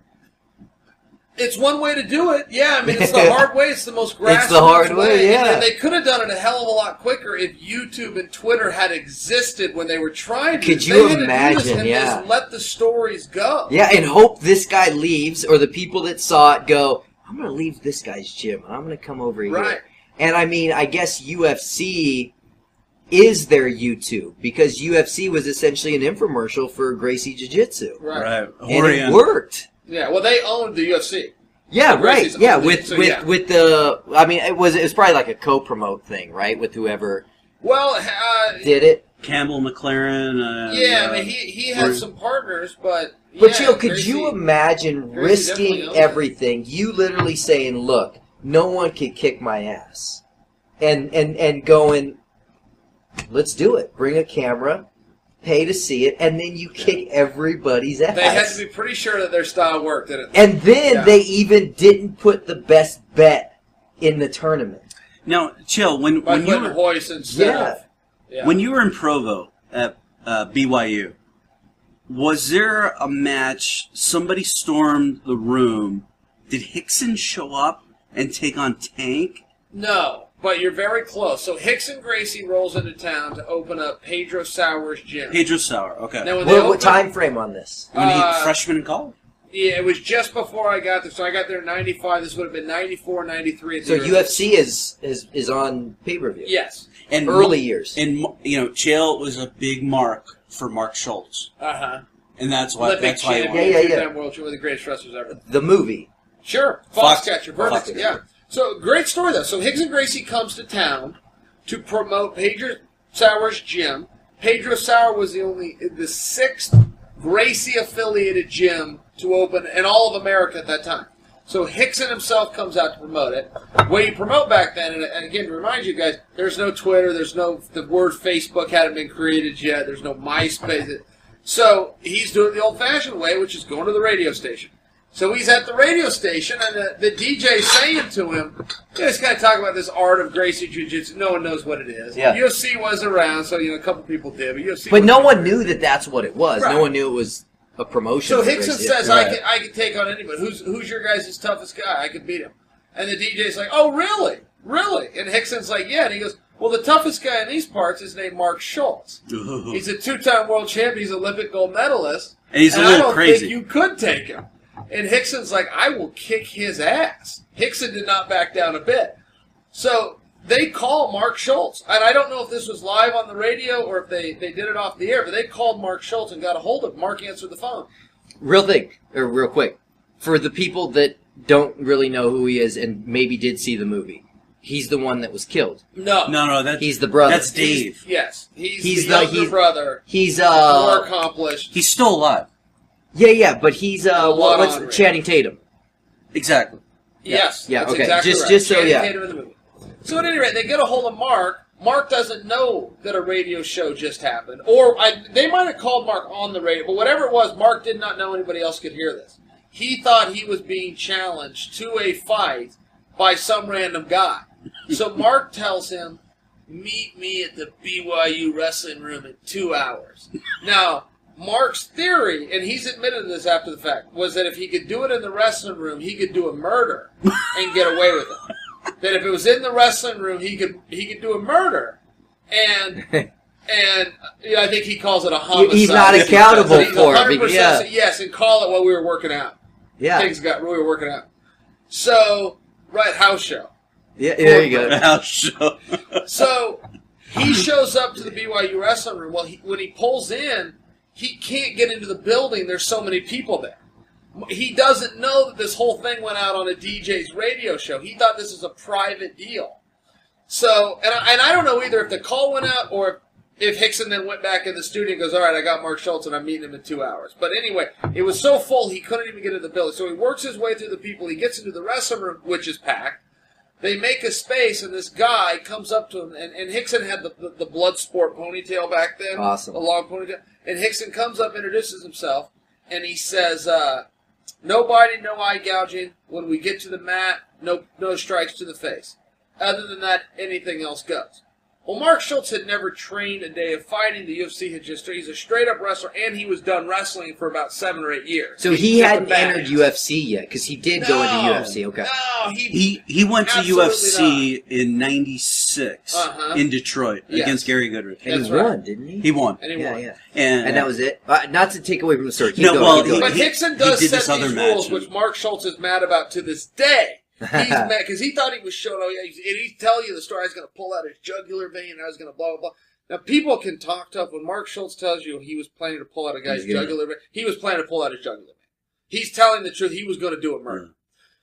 and put But this, he'd chalk it up to defend himself, and he'd sleep easy at night. He'd have this is and put it this way. Chael's always respectful to coaches, so he won't say it, but I'll say it. Mark Schultz is not operating at 100% capacity. Yeah. Sorry, that was me. He's a little crazy. So I think he meant Go it. watch the movie. Yeah, go watch Fox. Yeah, he'll tell the story to this day, and everybody laughs when he says it. He's not kidding. he's He was serious. going to What's the outcome of this fight now? Okay, so when Mark shows up, this is relevant. I have to tell this part of the story Yeah, before yeah, I get to that. When Mark shows up, Hickson tells him, no biting, no eye gouging. And when we get to the ground, no strikes to the face. So now it's not a fight. If you get a guy on the ground and all of a sudden you can't, but it's not a fight anymore. But Mark can't back down because there's people there. Mark wanted to tell him, well, that's not a fight. You telling me to fight, let's fight. But Mark can't say that because there's people everywhere. So he just says, fine. So they go out and they fight. And, and Hickson says, and when you've had enough, just tap out. Now, Hickson, I don't think, in Hickson's defense, he knew he's talking to the Olympic and world. I don't think Hickson understood. Both these guys have no idea who they're talking to. You don't think Hickson knew?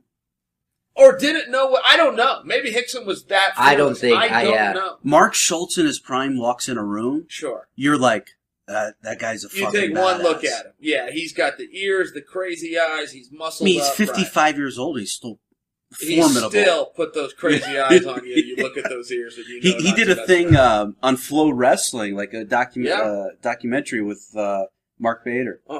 Loved it. Yeah, it was great. So to finish the story real quick, they fight for 20 minutes. Wow. And Hickson eventually just goes down and lays on his back, and Mark doesn't know what to do. Right? And Mark jumps on him, and Hickson locks up a triangle. Oh, but Hickson had said to him, when you've had enough, just tap out. Yeah. And Mark looks at him and goes, and when you've had enough, you just tap out. And my impersonation of Mark Schultz is spot on. If we called Mark Schultz right now, you go, wow, Chael, you're really good at impressions. So Mark Schultz is going to go in there and pull out his jugular vein, do a homicide on this guy, get him in the wrestling. You know, it's a really, really great story, but Hickson did win. Well, Mark... From the triangle. Yeah, but Mark didn't find this like, I still want 20 minutes with a guy that's had tap 4 out? fights or whatever. Yeah, tapped him out in the triangle or passed him out. Okay. So Mark gets up and shakes his hand. He's a sportsman, but he goes crazy inside and instantly goes and joins the gym. He went and joined the Pedro Sauer gym and got his black belt in jiu-jitsu. Oh, my God. In his head, thinking someday I'm going to rematch that Hickson Gracie. I mean, that's just the kind of competitor that Mark Schultz is. It wasn't about money or fame. It was a personal thing. A guy beat me. That'll never happen again. He went and got his... But this fight probably wasn't as good as the YouTube Kimbo versus the MMA guy at that gym, probably. Sean Gannon. Yeah, that fight was probably better, right? Yes, much better. Much more technical. Yeah, okay. Sure. I just wanted to make sure. Okay, real quick, is Foxcatcher. Yeah. Can you explain to me, I mean... I knew the story a little bit, but you watch the movie. I guess my only question is, what? Like, DuPont has money. He's a mark, essentially, for amateur wrestling. And he goes and does what now? Like, he goes and he says, hey, I want to be involved. Right. So I'm going to put my money behind this. Right. And I'm essentially, he does the Steven Seagal. I want people to think I'm training these guys, so now I'm the tough guy. Right. Okay. That's just the story? That's all accurate, yeah. And the Schultz brothers at one point eventually just go, hey, we need a place to train. He's feeding us and our families. Okay, explain, because I'm so confused. I'm going to just I'm going to say basically what you just said. So he went to buy his way into wrestling, which you can do. If I had a ton of money, I'm a wrestling fan too, but that is how you get in if you're an out. So you got to buy your way in. Okay.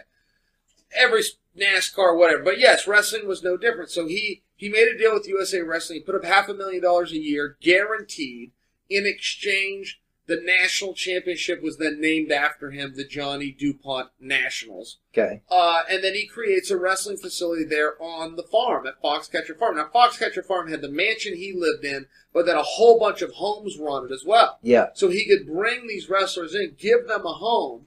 Then he's got the wrestling room. Now they got a place to train. In addition, he gave them a monthly stipend. Well, in wrestling, that didn't happen. You win Olympic gold medal, you're not getting $1. So this is the place to go. This is absolutely, I mean, Kurt Angle trained there, the Schultz brothers, you can go on and on. I can impress you with the names that this brought in. Yeah. But it's going to. If you can get a guy $2,500 a month, a home, food, a training, in wrestling, that doesn't happen. To this day, that doesn't happen. So, that's what he did. He bought his, and then all of a sudden, after he got these guys out there, now all of a sudden he wants to be the coach. Well, the guys, as a matter of respect, just allowed this to go on. Now, none of them bought him as a coach, but it's like, well, what do we do? We live here. He owns the place. And really, who cares, And now he's on the mat right? trying. And at the end of the day, it's 20 minutes a day. Yeah. You let the guy show his crappy who cares? You chalk it up to a laugh when he leaves the room.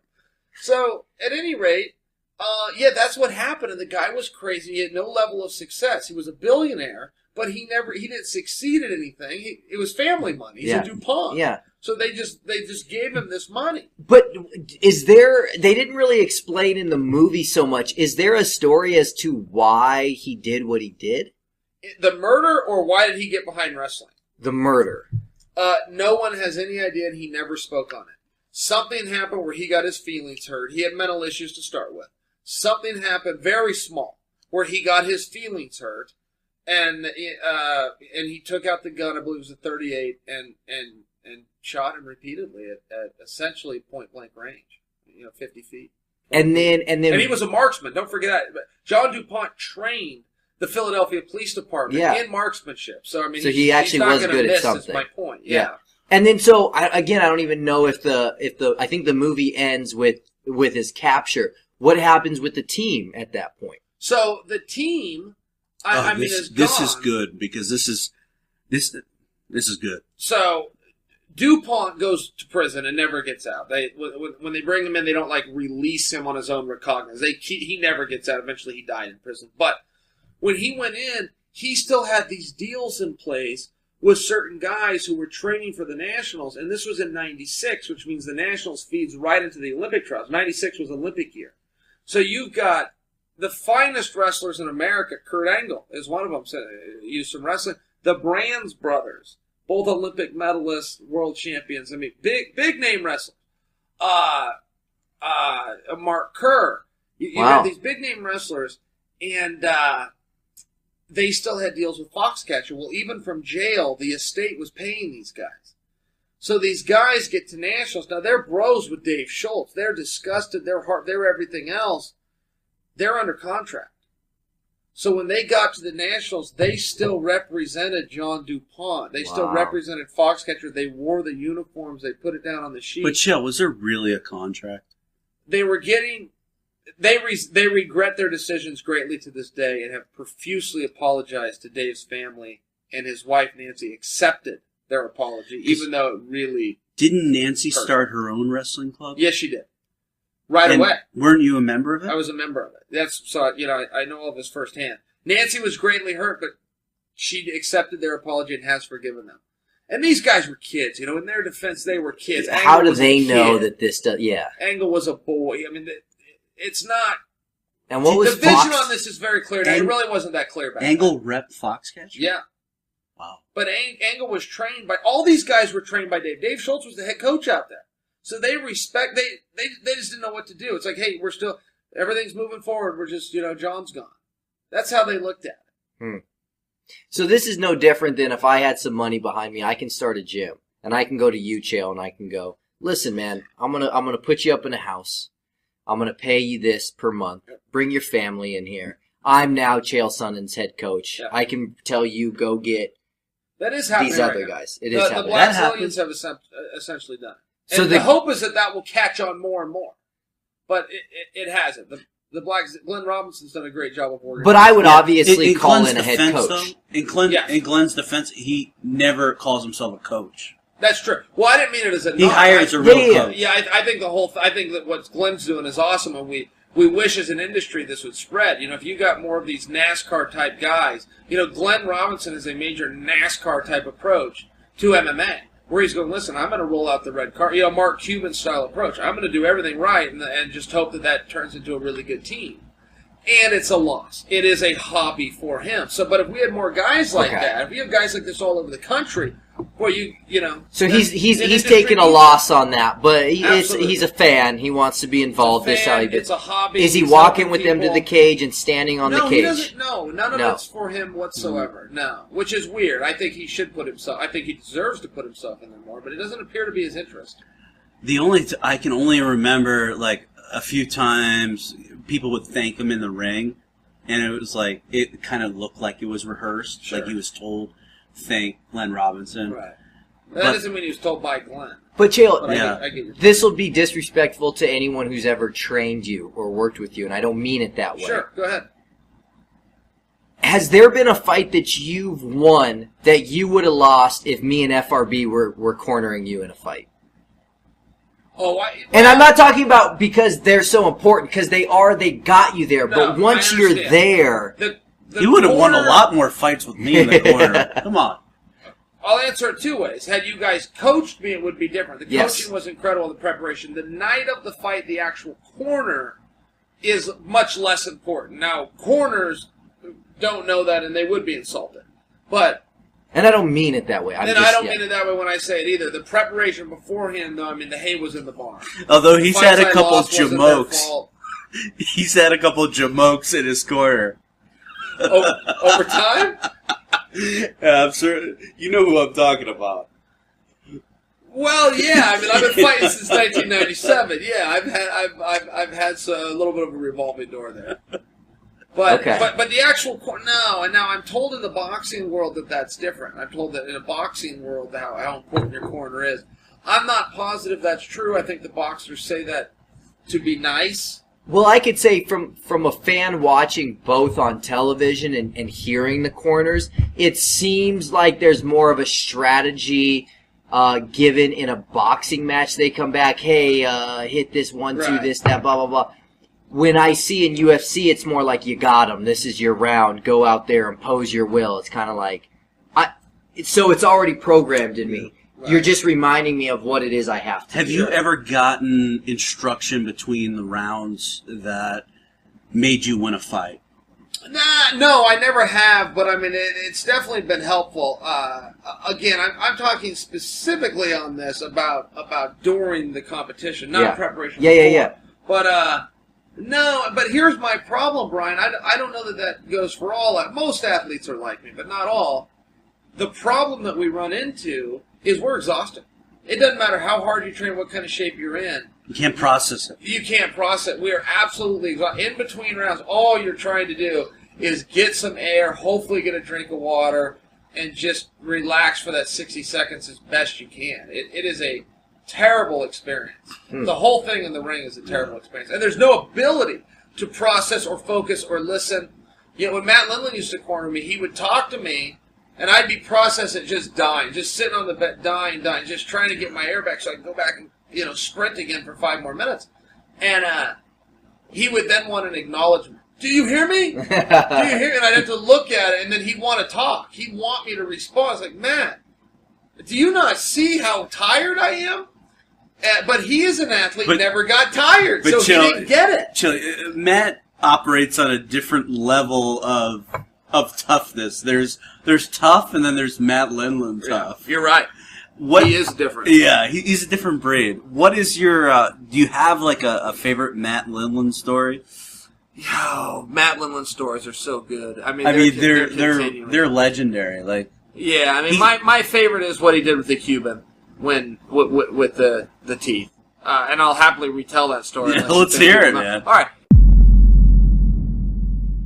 This is producer Jake. We're going to end part 1 of this FRB show with a bit of a cliffhanger to hear the second half of this conversation and the Matt Lindland story. You're going to have to wait until Wednesday morning when we post the second half. As always, you can follow these guys on Twitter at SonnenCH, at John as himself, and of course at Front Row Brian. Also, follow Tom Lawlor at Filthy Tom Lawlor, myself at the MMA Podcast, and the show's Twitter at Filthy FRB Show. You can also visit FRBshow.com for links to subscribe to the show on iTunes, SoundCloud, and YouTube. Thanks for listening, and we'll see you on Wednesday for the second half of the episode. Take care. Call it even for now. We got this other jabroni that's going to give us tickets, and everything's going to be great. So Chael tells me, because he gets this information from John, we're going to be in the Miz's suite. Yeah, Chael, you take that. He did say the word sweet. Yeah. He said. I didn't make that up. Okay, so let's finish your story. Finish your side of the story, then we'll get Chael involved, just so we can all kind of chime in here. Well, John made himself out to be like a big deal because he used to write for the WWE, that he's friends with The Miz, so I thought he had a lot of connections and was going to get us in this suite. And I was thinking, because the weekend before, I was with Chael in St. Louis in this suite at the Nationals. NCAA. Yeah, NCAA Nationals. And I thought it was going to be a similar situation, that I could get there and just drink the whole time for free, eat, talk to who, See the action. Yeah, actually see the action. There was a huge pillar right in our purview, and so we're up in these fucking nosebleeds, and Chael has an image to uphold, and the only thing that saved us is Daniel Cormier had even worse seats. So what you're saying is I got you better seats than him. That's right. So I'm already ahead. I'm already ahead. We should have better seats than Daniel Cormier, though he had just taken my job. That's true. Okay, so let's backtrack now and really get we're all here, we can get the full story out. So Chael tells me, hey, I'm coming to Mania. Are you going? I go, yeah, I'm going. And all of a sudden, I go, what's your situation? Briscoe got me a couple seats. And I go, oh, okay. A couple weeks later, or I tell him I'm going to be in Miz's suite. A couple weeks later, he calls me back. He goes, hey, you still going to Mania? Yeah, you're in Miz's suite. Yeah. So, can you hook me up with a couple tickets? I go, I thought you got tickets. And this is what? Got to be a day or two before the show that I even know this. He goes, oh, yeah, no, I gave those away. I figured you could hook me up and get me some seats. Right. So last minute, I go, yeah, I'll let you know. He calls me the day I get into wherever it was. And he goes, hey, so I literally don't have a way to get in unless you can get me tickets. So I used my original tickets that I had. I was going to sit in those seats that then I passed on to you guys. Now, originally I did tell Chael I think I could get him in the suite. This is before I knew he's bringing anybody with him because he said I gave away my ticket. So I go, oh yeah, it probably shouldn't be a problem getting you in the suite. So day of, I find out about the suite and they go, no, this is different. So I guess it goes to him. Do you think you can outdrink Ric Flair, FRB? No, I don't live that far from Ric Flair. So I know of his shenanigans. I know of his robe. You hear all the stories like he likes to wear his robe with nothing underneath and in public places and then just flash it. Everybody thinks that's just a big joke. No, that's for real.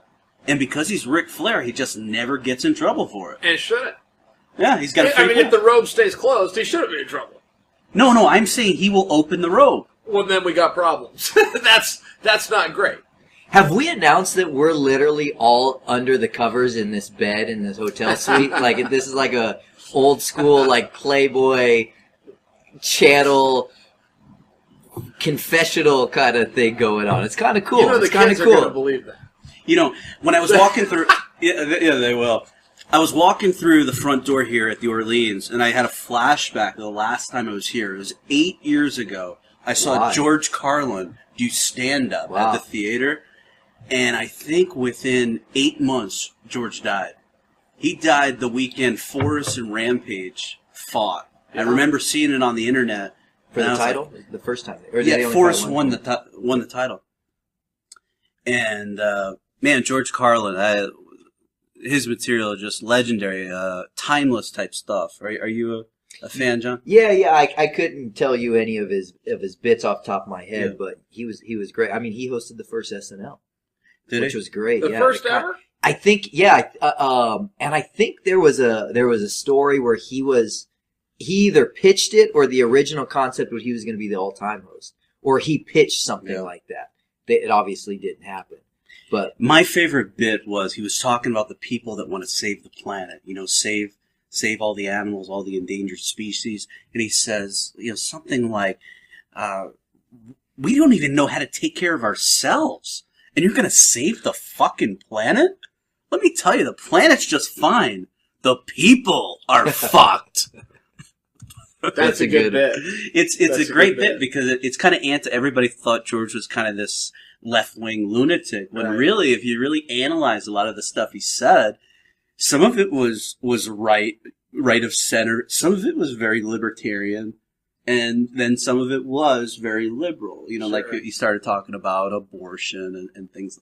I think his line was, how come the women that are against abortion are the ones you wouldn't want to fuck in the first place? He opened up live in New York in 1996 with that. And that just has stayed with me ever since. Very impressionable. Every suite is taken. God, this story's so boring. It's dragging a little bit. Bottom line is, those were the comp seats for you guys. I couldn't get you into the suite because it was broken down into everyone needed a ticket. Right, that's I didn't why even you have a pissed ticket. Brian off. Were you pissed that he is mad about that, but he wasn't fully pissed off. Where he got pissed off was he and I are in a rented RV. We haven't slept. We drove from Portland to California. So how long is that? 11 hours? Yeah, like 12 It hours. was 11 wonderful hours. We actually had a drove? blast. I'm not Yeah. complaining. Who was driving? We all kind of took turns. Our mainly friend Tate. Yeah, our buddy Tate drove us out there. We stopped by in Sacramento. We did a Garth Brooks concert. Shoot up to San Jose for. We had a killer time. However, the trip has begun. Okay, he's flown in from North Carolina. We're 8 hours into an 11-hour trip. When you text us and say, "Hey, I'm not sure the tickets are coming through at all," not just you're in jabroni seats. Forget about this whole suite gimmick. You're like, "I'm not sure I can get any tickets." Oh, Now yeah. that only lasted for a brief period. But it sent Brian into a freaking tailspin. That's where you You pissed never him off. pass along the bad news, Chael. You wait for it to get complete. And second No, of all, here's I the knew thing. I had to prep him. Both you guys are huge marks. You don't want to be in a suite with free alcohol, celebrities, all that stuff. You guys are much better out there. You enjoy the show. And to be perfectly honest, Chael told me you're short. So if I would have got you floor seats, you wouldn't have been able to see the person in front of you. So let's be honest. That was the best seat you could have had. But you said it was the Mrs. Suite. It was more like the Mrs. Yes, he did. Those are his words. section that was like... Well, and why has the Miz got the jobber section? No. Well, I I was mean- in Mrs. Suite. No one said anything about where you're sitting. I don't know where the confusion is at. I can't argue. It's been too long. I can't argue. I didn't even could get my be- story right. You had a better one than me. Yeah, John could be telling that right. But we were in the nosebleeds. But Brian, if I may, there's one other part of the story that so you and I had killer tickets. It was my Christmas. You arranged this with my wife. Right. She got you money. You went out on Christmas and got these tickets. So you and I had these great seats. We then had our buddies say they wanted to come. Sure. We were ticket short, so you and I pitched in, gave them our 2 seats in exchange for John's seats that he was going to get us. But Yeah. in you and I's minds... But before you gave away your seats, you never checked with me. Well, we thought we were getting the suite. So when Brian and I gave away our expensive, good seats, we actually thought, our friends are going to think we're nice guys, but secretly Brian and I are going to be in even better seats. The suite seats aren't good. Right, then you come... Well, and neither were the ones you got. The following announcement has been paid for by the New World Order. Welcome to a special edition of the FRB show. I was going to say the Filthy FRB show, but Tom Lawlor is in Alaska on vacation. Spending that big money he Yeah. just won. God only knows what the fuck he's doing there. And we're getting the beer delivered. That's the beer gimmick for Yeah. FRB. And if you haven't figured out by now, I'm joined by Chael Sonnen and John Piermarini, if I'm saying his name right. And I have a bone to pick with John Oh, there's the beer. I'll wait till he carries in the beer before I cut this promo on him. But Chael, do you have an idea of what I'm still upset about? Well, I have a feeling it has to do with our WrestleMania tickets because I don't think you've had a ton of interaction with him in the past. But, Yeah. I actually prepped him when you were in the cab on the way over. Yeah. I said, FRB isn't crazy about those 5 hours when we were in an RV driving to WrestleMania and you text us and said, I don't know if the tickets are coming through. Let's back up real quick to the beginning of the podcast. Did you get the gimmick website that I said? Was that recorded? Farmers Only? Well, or Ashley Madison. Or either one of those. Yeah, was that recorded? Um, My name's probably out on the internet anyways on that site. So Are you part of that? I Here's the good news. 32 million people, if you are part, 32 million people apparently got released. Is that number accurate? I heard 32 million people. I don't know. Well, John, tell us who you are. Nobody. Well, Tell us a little about yourself. When did you get out? How long have you been out? you're hanging out with us, so you got to be something. Yeah, actually. Yeah, you're in the suite. Gosh. I'd be better probably if Chael introduced me. That's usually how we do it when we go out. So, John is a brilliant guy, if you really want to know. He used to write for the WWE. He still writes. He lives in Southern California. He recently wrote a piece for Saturday Night Live. He helps me with a lot of material. In fact, we're out here in Vegas right now for Jeff Jarrett's show tomorrow, Global Force Wrestling. And that I've got SNL a bit, promo that got piece. cut, Yeah. actually. That never actually got used. That is true. And I've got a spot tomorrow, a small segment. John wrote that. So, That's who he is. John is our friend. He's good people. They got on the wrong side of FRB for about Yeah. 5 hours. He got on the wrong side of me. So WrestleMania in Santa Clara, California, a few months ago, and we had the opportunity for our good friend Jerry Briscoe to get us some tickets, and we said, Jerry, hey, we got it covered.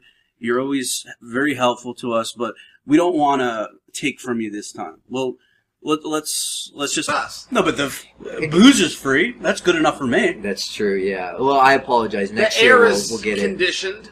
it. Yeah. Again, I just thought you'd enjoy it more out there. You know, We that did was- not. Well, We're grateful for the tickets. There was We're a grateful giant for the fucking tickets. column. We couldn't see anything. I mean, true. I'm sure you can tweet to @WWE and complain about the comp seats that they handed out to everybody. I mean, Cormier, right? Yeah. He took your job. He had a same seat. Not only did he just take my job and sit in it, and Corbin's a great guy, but not only did he do that, what really pissed me off is he's a Seth Rollins mark from the beginning. And you hate Seth Rollins. I don't get Seth at all. I completely disagree with the push that he's been You getting. didn't like his picture of his cock on the internet? He lost a match, Brian, and 1 hour later was world champion. That happened. You can be as mad at me as you want for not getting the skunk hairdo and the whole bit. He got beat clean by Sure. Randy Orton, and 1 hour later was holding the strap. I've got a fair complaint. Yeah, he's no Rusev, that's for sure. They've ruined that guy, huh? Ever Rusev. since they took Lana off him? Yeah, that's a bad story for sure. But No, but Lana's his for shoot girlfriend, correct? yeah, Does she stay with him, or does she blow with the storyline? Because man, that happens a lot. I wouldn't be surprised if this story is someone trying to get in between that for shoot. I read they bought a home together in Nashville. For whatever reason, they live in Yeah, Nashville. they do. They live together. Yeah. Yeah. And they say you never put those types of storylines in a Right. pro wrestling Never. angle. And they always point to Nancy Sullivan and Kevin Sure. Sullivan, which is the most Sure. Look at extreme Goldust. example. Yeah. Yeah, or Goldust, or What's Rena, the Goldust Rena one, Mero, Chael?